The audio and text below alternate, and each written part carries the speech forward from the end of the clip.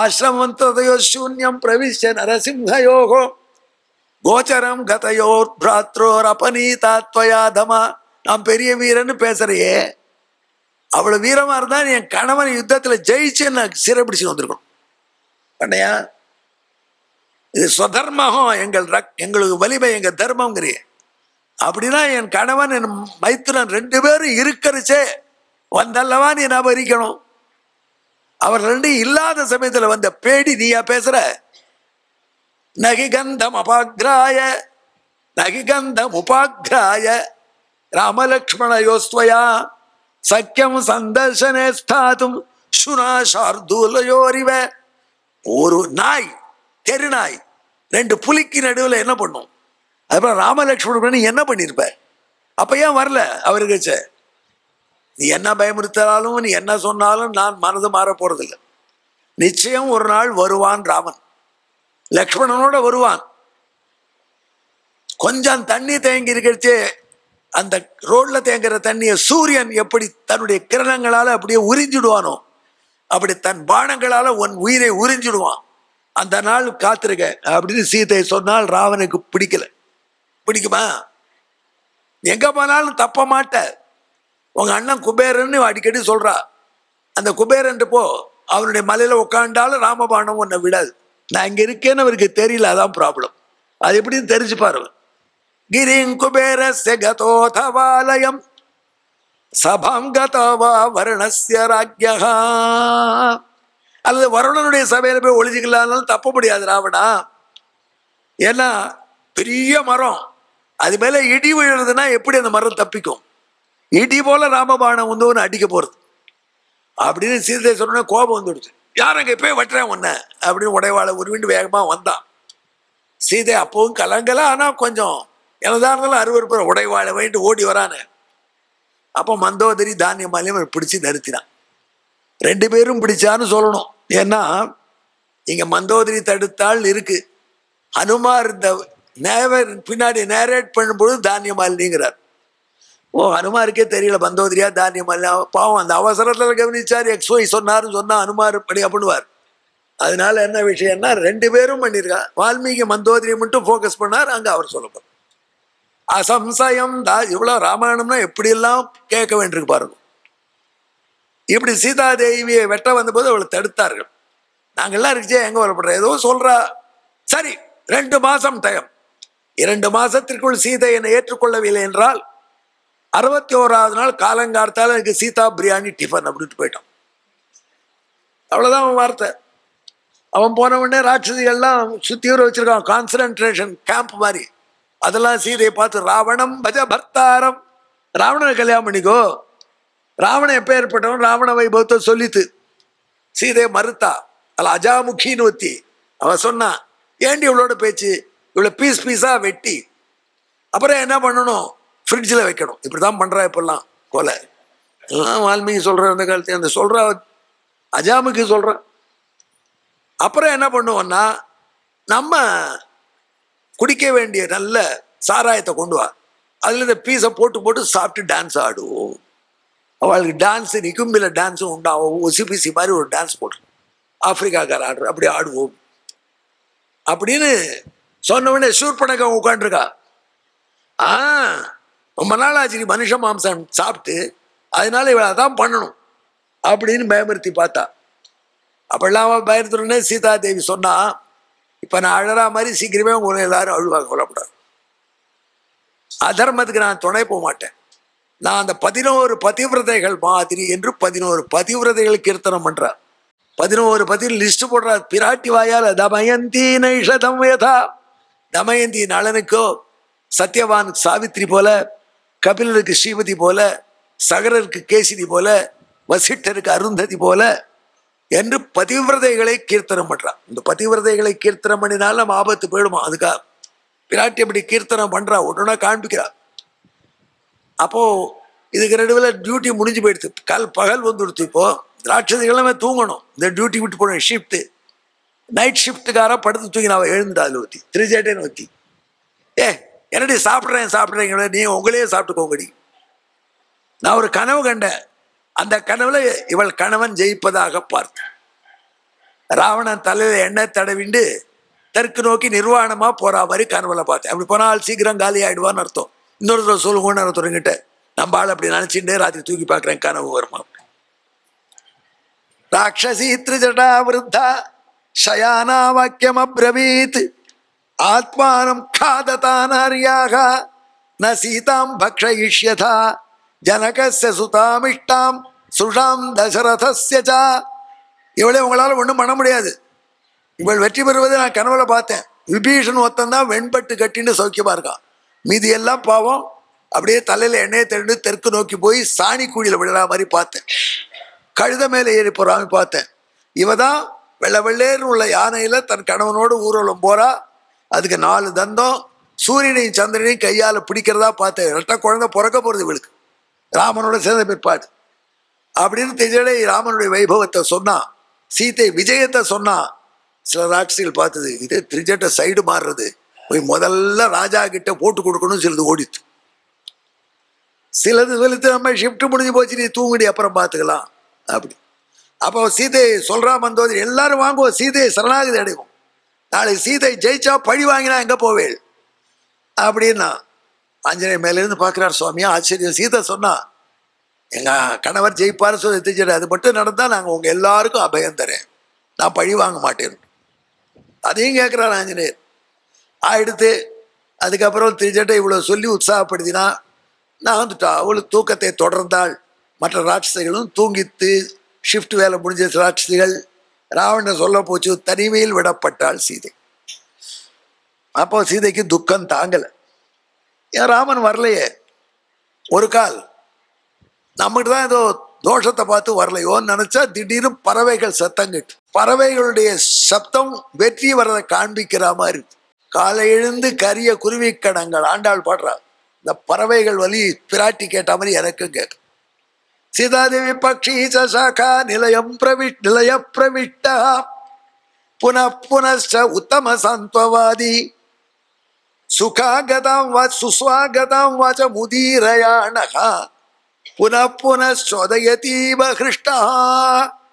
நல்ல காலம் வருது அப்படின்னு அந்த நல்ல காலத்தை வரவேற்கிற மாதிரி பறவைகள் ஒலித்தன. நல்ல சகுனம் இருக்கேன்னு நினைச்சா.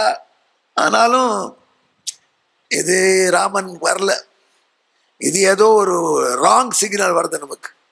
அதனால இந்த கட்டம் தாங்கலை, பேசாம நாம உயிரை முடித்து விட்டால் நல்லது என்று பிராட்டி தற்கொலைக்கு ரெடி ஆயிட்டு. இங்க விஷம் சாப்பிட்றதுக்கு யார் விஷம் தர போறா? நான் கைதி, என்கிட்ட ஆயுதம் கொடுக்க மாட்டா. அப்ப நான் இப்படித்தான் இப்போ என் உயிரை முடிப்பது. நான் இவ்வளோ பெரிய கூந்தல் இருக்கேன் எதுக்கு அப்படின்னு அந்த கூந்தலை தூக்கி மேலே போட்டா சிசுபாமர கிளையில அதை இழுத்து தன்னுடைய கூந்தலாலே சுருக்கு போட்டுக்கலான்னு பிராட்டி தீர்மானிச்சா. ததாகதாம் தாம் व्यथितामनिन्दितां व्यपेतघर्षां परिदीनमानसां शुभां निमित्तानि शुभानि भेजिरे नरं श्रिया जुट्टमिवोपजीविनः. அப்படி தற்கொலை பண்ணிக்க போன சீதைக்கு நல்ல சகுனங்கள் வந்து வந்து மேலே விழுந்தன. எப்படி போல வந்தது?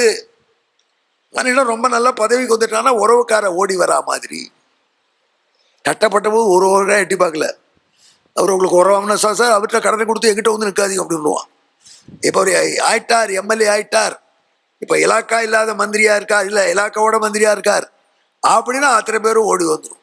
நான் தான் உங்க கசின் சார், எனக்கு நாங்கள் ஊர் சார், சின்ன வயசில் ஒரு நாளைக்கு எங்கள் வீட்டில் நீ கடலை மிட்டாய் சாப்பிட்டேன் சார், அதெல்லாம் சொல்லுவோம். நரம் ஸ்ரீயா ஜுட்டபி கோபஜி அப்படி சகுனங்கள் ஓடி வந்துதான். அப்போ ஆஞ்சநேயர் பார்த்தார், ரொம்ப இன்டர்வியூ பண்ண வேண்டிய கட்டம், சூசைட் பண்ணிக்க போறா, தடுத்து நிறுத்தணும். எப்படி நிறுத்துறது? சீதா வேண்டாம், நான் தான் ராமதூதன் கத்தினா என்ன ஆகும் பார்ப்போம். அதுலேயே ஹார்ட் அட்டாக் வந்து போனாலும் போயிடும். அப்படி ஆயிடுத்து தெலுங்கானாவில் ஒரு கேஸ். நீங்கள் ஜெயிச்ச எலெக்ஷன்ல ஒருத்தர் போய் சொன்னால் போட்டு போயிட்டான். ஆள் ஜெயிச்சவன் உடனே வந்து கொடுத்து அசம்பிளி எலெக்ஷன் தேர்தல்.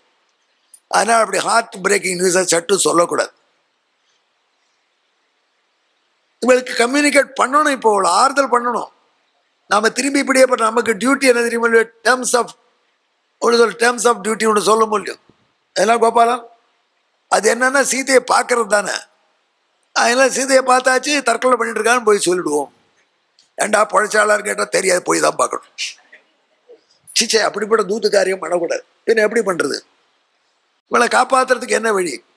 இவள்கிட்ட முதல்ல எப்படி கம்யூனிகேட் பண்ணும்? சமஸ்கிருதத்தில் பேசினா ராவணன் நினைப்போம், எப்படி பேசலாம்னு நினைச்சார். அப்புறம்தான் ஆஞ்சநேயருக்கு ஆகுது, சீதைக்கு தமிழ் தெரியும், நாம் தமிழ்ல பேசுவோம் என்று தமிழ்ல பேசினார். மதுரம் அவிதஞ்சகாத வாக்கியம் துர்மவிடபாந்தரமாஸ்திதோ ஹனுமான். எப்படி சொல்றாரு பாருங்க. ராமன் அப்படின்னு ஆரம்பிச்சா கூட சீதை உயிரை விட்டுருவோம், உடனே பிடிச்சி இருக்கிடுவோம். உடனே ராமனுக்கு ஏதோ ஆபத்து, அதனால பார்த்து சொல்லணும். அங்கே இருந்து ஃபோன் பண்ணி தாத்தா அப்படின்னு உடனே இங்கே தாத்தா போயிட்டாரான்னு அடுத்து அவர் போனோம்னு. அதனால சீதையினுடைய நிலை தெரியும் அவருக்கு. அது அப்ரோச் பண்ணி சொல்றாரு பாருங்க. ராஜா தசரதோ நாம. ஆஞ்சநேயர் ஆஞ்சநேயர் தான், வால்மீகி தான். ராஜா தசரதோ நாம ரத குஞ்சரவாஜிமான். தசரதர் என்று ஒரு மன்னர் இருந்தார். தசரதர்னா இப்போ ஹார்ட் அட்டாக் வர, அதாவது போய் சேர்ந்துட்டாரு, போனவா மறுபடியும் போக மாட்டாரு. ஆக தசரதர் என்ற சக்கரவர்த்தி இருந்தார், பெரிய சக்கரவர்த்தி. புண்ணியசீலோ மகா கீர்த்தி ருஜுராசின் மகாயசாகா, பெரும்புகள் படைத்தவர். ஸ்ட்ரைட் ஃபார்வர்ட் ராஜா, ஃப்ராடு பண்ண மாட்டார். எது நம்மளால முடியுமோ அதை உங்களுக்கு செய்கிறேன்னு சொல்லுவார். முடியாத செய்கிறேன்னு சொல்லுவாளா? முடியாத செய்கிறேன், எனக்கு ஓட்ட போடுங்க அப்படின்றதான் நடக்குமா? சக்கரவர்த்தி குலே ஜாதகா புரந்தர சமோபலே. சக்கரவர்த்தி குலத்துல பிறந்தவர், பரம்பரை ராஜாப்பா, இந்திரன் மாதிரி பலிஷ்டர் அப்படின்னு தசரத சொன்னோடனே சீதைக்கு மெல்ல மெல்ல ஆனந்தம். அவர் தானே கடைசியில இந்த மரவுரிய இணையும் கொடுத்த சொல்லிவிட்டார் சின்ன மாமியார். அந்த மரவுரியை நான் பார்த்ததே இல்லை, அது எப்படி கொடுத்துறதுன்னு தெரியல. ராமபிரான் டக்குன்னு உடுத்தினுட்டான். அது ஜென்டில்மேன், அதனால வேட்டி நடு சபையில கீழே தூக்கி போட்டு கட்டினுட்டான். அவருக்கு முன்னாடியே லக்ஷ்மணன் கிட்ட, லக்ஷ்மணன் ரொம்ப ட்ரெஸ்ல ஆசையோடு அவருக்கு முன்னாடியே கட்டினுட்டார். இதை எப்படி கட்டிக்கிறதுன்னு தெரியாம ராமன்ட்ட போய் நானே நின்னேன். கை சின்ன மாமியார் மரவுரி கடுத்துன்னு எனக்கும் கொடுத்துறா, 3 செட்டு எடுத்து வச்சிருக்கா முன்னாடியே. அப்போ ராமபிரான் இப்படித்தான் கட்டுவா அப்படின்னு. ஐயோ, தபஸ் பண்றவாலாம் எப்படி இதை கட்டுறா? கதர்புடை உடுத்து சொன்னா பிரான்ஸ் பொம்மநாட்டி என்ன பாடுபடுவோம். அந்த மாதிரி சீதை தவிக்கிறா. அப்பதான் கோபம் வந்தது வசிட்டருக்கு. அது வரைக்கும் பார்த்துட்டு இருந்தவர். அதிப்பிரவர்த்தே துர்மேதே கைகேயி குலப்பாம்சினி, ஸ்டாப் அப்படின்ட்டார். ஒரு அளவுல நில்லு, நீ வரம் கேட்ட சக்கரவர்த்தி கிட்ட, உன் பிள்ளை காட்டுக்கு போகணும், உன் பிள்ளைக்கு ராஜ்யம் வேணும், ராமன் காட்டுக்கு போகணும், சீதை காட்டுக்கு போகணும் வரம் கேட்டியா? சக்கரவர்த்தி ஒத்துண்டாரா? அவளே ஆப்ட் பண்ணி போறா. அவளுக்கு எப்படி நீ மறைவு கொடுக்க போச்சு? அவன் மறைவு கொடுத்த மாட்டா, தூக்கி போடும். நீ என்னதான் பண்ணாலும் உன் பிள்ளை இந்த ராஜ்யத்தில் ஆள மாட்டான். ஏன்னா என் ஸ்டூடெண்ட் அவன், எனக்கு என்ன தெரியும் அவனை பத்தி உன்னை விட. நான் சீதைக்கு முடி சூட்டி பார்க்கிறேன், யார் தடுப்பா? ராமனோட ராஜ்யம் அவளுக்கு தான் அப்படின்னு கர்ஜிச்சார். அப்பதான் தசரதுக்கு தைரியம் வந்துடுச்சு. டேய் அப்படின்னு கூட்டார். ஒரு பெரிய மூட்டை கட்டுனார். எத்தனை வருஷம்? 14 வருஷம் வரக்கூடிய 14 கார்த்திகை, 14 வருஷம் பொறுப்பு, 14 தீபாவளி அப்படின்னு உபன்யாசம். ஒன்று கேட்ட தீபாவளி அப்போ ஏது சுவாமி அப்படின்னு. அப்போ தீபாவளி உண்டு, நரக சதுர்த்தி தான் கிடையாது. இவெல்லாம் புத்திசாலி நினச்சிடு. அதுவும் தீபாவளி பழைய பண்டிகை. தீபாவளி என்பது சரத்காலத்தில் எங்கள் பார்த்தாலும் விளக்கேற்றி வச்சு பெருமாளை வருஷம் பண்ணணும். அது பாஞ்சராத்திர ஆகமத்தில் சொல்லியிருக்கு. கிருஷ்ணன் காலத்துக்கு முன்னாடி பண்டிகை இருக்கு. அப்பயே தீட்சிதர் விஸ்தாரமாக அதை பற்றி எழுதியிருக்காரு யாதவாபதி வியாக்கியானத்தில். தீட்சிதர்னா எல்லாத்தையும் பார்த்து எழுதும். அது தீபாவளி இருக்கிற பண்டிகை பாஞ்சராத்திர சமிதிகளை சொல்லப்பட்டு பெருமாள் சன்னதிகளில் விளக்கேற்றுறதுங்கிறது ரொம்ப நாளாக உண்டு, அந்த 45 நாள். ஆனால் ஐப்பசி பின்பதிலிருந்து ஆரம்பித்து கார்த்திகை முடிவு வரைக்கும் ஏற்றுவான் விளக்க. அது தீபாவளியா இருந்தது. அதுல சதுர்தசியில, கிருஷ்ண சதுர்தசியில கிருஷ்ணன் நரகனை கொன்றது அதோட சேர்ந்து வந்து. ஆகையினால தீபாவளி தொன்மையான பண்டிகை. அதனால தீபாவளி கொடுத்தாருங்கிறதுல ஆட்சேபணம் இல்லை. அதனால ரொம்ப பயப்பட வேண்டாம். அப்படி கணக்கு பண்ணி 14 × 4 56 பட்டு புடவை. ராஜாவுக்கு என்ன கவலை? எடுத்துட்டு வா கஜான எடுத்துட்டு விட்டார். எல்லாத்தையும் மூட்டை கட்டி லக்ஷ்மணன் தான் தூக்கிட்டு வந்தார் ஒண்டியா. சீதாதேவி படம் போடுற மாத்திரமே தப்பா போடுறான். காட்டில் இருந்தபோது சீதாதேவி கரைச்சி காஷாயம் கட்டிட்டுதான் மறுவெல்லாம் கிடையாது. சீதாதேவி சுமங்கலி எப்படி இருக்கணும், எல்லா பெண்களும் கணவனோட கூடி இருக்கிற பெண்கள் அப்படி அற்புதமாக தான் இருக்கணும். ஏகாசி விரதத்தில் கூட அவளுக்கு பூ வச்சுக்கலாம், சந்தனம் பூச்சி. அவளை பட்டி கிடக்க சொல்லி சாஸ்திரம் சொல்லலை. கணவனோட கூட இருக்கிற மனைவிக்கு பட்டியெல்லாம் சொல்லலை. அவள் சும்மாவான் இவாளா கதை விடுறது.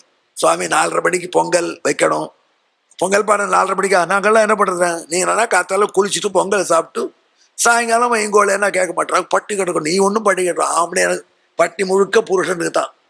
ஸ்ரீக்கு விரதம் அந்த மாதிரி விரதமெல்லாம் சொல்லவே இல்லை. ஆனால் இவன் பண்ணலாம் அவள் பண்ணுறேங்கிறா, நாங்களே பண்ணுறோம் அப்படிங்கிற. அதான் அப்படி தசரதர்னு அவன் நெஞ்சில் எவ்வளோ இறக்கம், மாமனார் இப்படி கொடுத்தார். அவர் இருந்திருந்தானே இப்படி கஷ்டப்பட்டுருப்போம்னு நினச்சாலாம். இதுதான் நம்ம அண்ணன் அவர் சொல்லியிருப்பார், ஏண்டா நான் தான் எங்கள் ஆத்துக்காரி போயிட்டு கேட்டு கஷ்டப்பட்டேன், நீ ஏண்டா கஷ்டப்பட்டேன்னு சொல்லி கொடுத்துட்டும் என்றெல்லாம் நினச்சா சீதா அந்த சந்தோஷத்தில் மேலே கதையை சொல்லிட்டார். மூத்த பிள்ளை ராமன் பிறந்தார், காட்டுக்கு அடிச்சுட்டா. அங்கே ராட்சசர்களுக்கு ராமனுக்கு விரோதம் ஏற்பட்ட பொழுது ஏமாற்றி சீதாதேவியை பிரிச்சுட்டா. அந்த ராமபிரான் சீதையை தேடி வரைச்சு சுக்ரீவனோட நட்பு ஏற்பட்டது. சுக்ரீவன் ராமனுக்காக சீதையை தேடித்தரதாக சொல்லி பல வானரங்களே பல திசைகள் அடிச்சிருக்கான். அதில் நானும் ஒத்தேன். நான் இப்போ இந்த சீதையை பார்த்துட்டேன்னு நினைக்கிறேன். சீதை மேலே பார்த்தா, முதல்ல கீழே பார்த்துட்டு தான் அப்புறம் மேலே பார்த்தான்னு இருக்கு வால்மீகி ஸ்லோகம். கீழே பார்த்தா, சைடில் பார்த்தா, அப்புறம் மேலே பார்த்தா. சவுண்டு மேலே இருந்து வச்சே கீழே பார்ப்பான்னு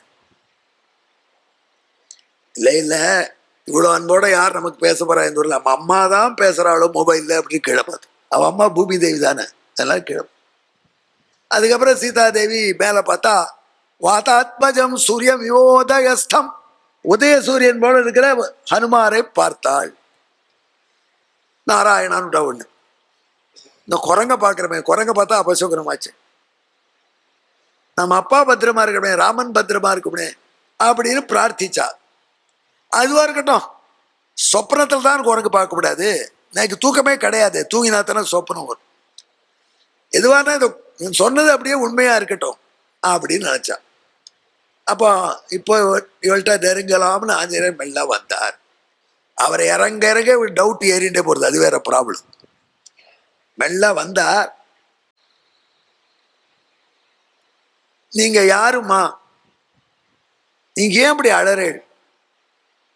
வசிட்டனோட சண்டை போட்டு வந்த அருந்ததியா நீங்கள்? யார் குலம் நாசமாக போறதோ கல்ல இருந்து ஜலம் வருது, யார் உங்களை துன்புறுத்துறா, யார் நீங்கள்னு கேட்டா. உடனே சீதா பதில் சொல்றா. சுந்தரகாண்ட ஸ்லோகம் இது சொல்றா. ஸ்ருஷா தசரதஸ்யாகம் சத்ரு சைன்ய பிரதாபினகா, நான் தசரத சக்கரவர்த்தி நாட்டு பெண்.